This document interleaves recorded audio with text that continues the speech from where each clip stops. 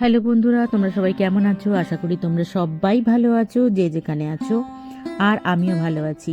আজকে daily blog আনলাম না, একটা রেসিপি নিয়ে চলে এসেছি তোমাদের সামনে। রেসিপিটা কি? রেসিপিটা করব বিট বাটা। তো বিটগুলোকে আমি কেটে নিয়েছি গোল গোল করে, তারপরে আমি প্রেসারে সিদ্ধ করে নেবো। জানি না কতজন তোমরা বিট বাটা খেয়েছো, বাট আমি বিট বাটা এইভাবে করি, যেটা আমাদের বাড়িতে সবাই খুব পছন্দ করে। আর আমি এমনিও বাটা খেতে খুব পছন্দ করি, সেটা যে কোনো সবজির হতে পারে। আর সবজি সচরাচর আমাদের বাড়িতে সবাই পছন্দ করে না, এইভাবে বানালে মন্দ হয় না, খেতে তো বেশ লাগে, তাই আমি করি। তো অনেকগুলো বিট ছিল বলে এই সিদ্ধান্ত নিলাম যে বিট বাটাটা করেই নিই। বিটটাকে সিদ্ধ করে নিলাম, একটুখানি প্রেসারে সিদ্ধ করে দেখলাম অল্প একটু সিদ্ধ হলেই হবে, কারণ আমি এটাকে আবার বাটবো। তো বাটতে গেলে তো মিক্সি ছাড়া উপায় নেই। তো মিক্সার জার একটা নিয়ে নিলাম, তার মধ্যে বিটগুলোকে দিয়ে দিলাম। তো এই বিটগুলোর সঙ্গে আমি রসুন, তোমরা দিলে দিতে পারো কাঁচা রসুন, কিন্তু আমি দিইনি। কেন? আমার কাছে রসুন বাটা ছিল। আর একটা কথা বলে রাখি, আদা রসুন বাটা, মনে করো রসুন বাটা রেখে দেবে তুমি 15 দিনের জন্য, থাকবে আরামসে। সেটা করতে হবে তোমার সর্ষের তেলে বাটতে হবে, এক ফোঁটা জল দেওয়া চলবে না। তাই আমি রসুন ছাড়িয়ে ধুয়ে শুকনো করে তাকে সর্ষের তেলে বেটে রাখি। আদাও আমি তাই করি, যাতে না জল থাকে। আর আদার সঙ্গে আমি অবশ্যই কাঁচা লঙ্কা দিই। সব কাঁচা লঙ্কা দেখবে অনেক সময় পচে যায়, তো আমি কিছু কাঁচা লঙ্কা আদার সঙ্গে বেটে রাখি, কিছু আমি এমনি রাখি। দেখো, কাঁচা পাকা কিছু কাঁচা লঙ্কা ওর সঙ্গে দিয়ে দিয়েছি। আমি এই জন্য বাটলাম, কারণ আমি রসুনটা কড়াইতে তেলের ওপর দেবো।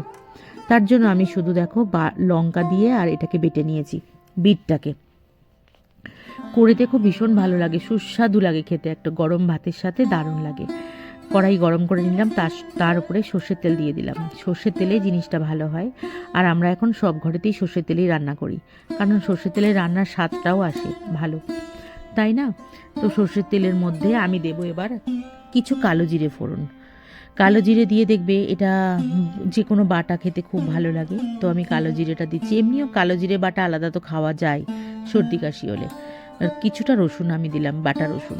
আর রসুন বাটাটা না একটু বেশি দেবে, কারণ খুব ভালো লাগে খেতে, রসুনের গন্ধটাও আসে ওর মধ্যে। তো রসুনটা যখন ভাজা হয়ে যাবে, ভাজা ভাজা হবে, তার মধ্যে আমি এটা লাল লাল করে একটু ভাজতে হবে। ভাজা হয়ে গেলে আমি এর মধ্যে বিট বাটাটা, যেটা বেটে রেখেছিলাম মিক্সিতে, সেটা আমি দিয়ে দেবো। বুঝেছ? তো সেই তারপরে ভালো করে ওটাকে নাড়তে হবে। নাড়ার সময় একটু কষ্ট হয়, কারণ অনেকক্ষণ ধরে তো ফ্রাই করতে হয় জিনিসটাকে, পুরো জলটাকে শুকনো করতে হয়, তা না হলে ভালো লাগে না। তো আমি রসুনটা ভাজা হয়ে যাওয়ার পর মিক্সিং বোল থেকে ওইগুলোকে নিলাম, বিট বাটাটাকে। ওর সঙ্গে কাঁচা লঙ্কা তো দেওয়াই আছে, আর আমার কাঁচা লঙ্কা দিতে লাগবে না। তো ভালো করে বিট বাটাটাকে সমস্ত কাচিয়ে নিলাম। আর শেষে যখন মিক্সির বোলে একটু লেগে থাকবে না, আমি জল দিয়ে ঝাঁকিয়ে নিয়েছি, কারণ জলটা তো আমাকে শুকনো করতেই হবে ওর মধ্যে। আর তারপরে একসাথে আমি নুন হলুদ সব দিয়ে দেবো, কারণ এই সময় একটু নুন হলুদ দিলে ছিটকে আসে কম, তার জন্যই দিয়ে দেওয়া। নুন আর হলুদ দিয়ে ভালো করে এটাকে ভাজা করতে হবে। আমি কিন্তু বাটার সময় বা একটুও নুন দিইনি, কিন্তু এখন ভাজার সময় এটাকে আমি নুন দেবো। নুনটা দিলে পরে একেবারে ভাজা হয়ে যাবে, কিন্তু তোমরা বুঝে নুন দিও, কারণ এটা কমে যাবে, অনেকটাই শুকনো হয়ে যাবে। তাহলে কি হবে, এটাকে পুরো গা মাখা একদম শুকনো করতে হবে, একদম শুকনো, তবেই তোমাদের খেতে ভালো লাগবে।